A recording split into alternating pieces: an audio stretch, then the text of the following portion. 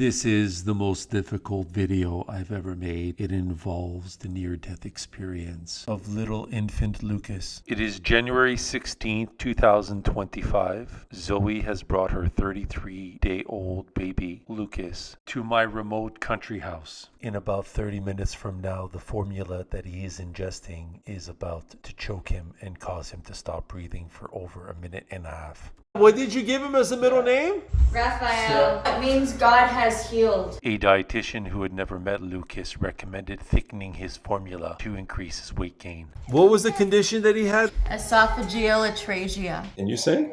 What this means is that his esophagus was not connected to his stomach, so the surgeons had to open him up and connect his esophagus to his stomach. That's a scar. And then that's the hole where the chest tube was. It was strictly forbidden to give Lucas any solid food. By thickening the formula, it became like solid food, got stuck in his throat, and caused him to choke, stop breathing, turn blue, and essentially begin to die. But none of us knew this at that moment. Well, now he's here. And what do we call him? We call him Chunky The Dumpty. cyborg. No. Oh, we don't call him the cyborg anymore? We call him Chunky Dumpty. And when he was addicted to fentanyl, we called him Chunky Chunky. I don't remember who it was. All I heard was, he's not breathing. And then I heard, he's turning blue. I turned, looked at Lucas, and sure enough, he was turning blue. Lisa put him on his abdomen and began patting his back. He threw up a lot of his liquids, but he still wasn't breathing. I then just turned into primal mode.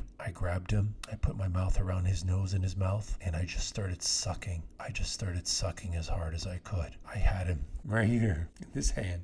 And there was just one thought that kept going through my mind. You're not going to die. You're just not going to die. And then he began crying. And then we went off to meet the ambulance at the end of our isolated rural road. Lucas stopped breathing. Now we have he's okay now. And we have the cops and the ambulance and everyone's here and they're taking care of Lucas back there. And I think everybody's fucking relieved. Lucas was brought to a nearby hospital where a doctor examined him.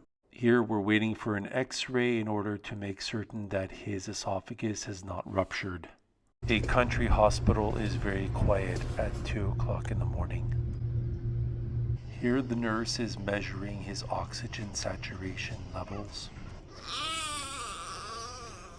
Look at his little monkey feet. He's holding on to my head. He's really like a little monkey. Just a little monkey. The first device was malfunctioning. The nurse came back with another one. We were told he was at 100%. We then brought him to the Children's Hospital in Montreal, and now he is A-OK.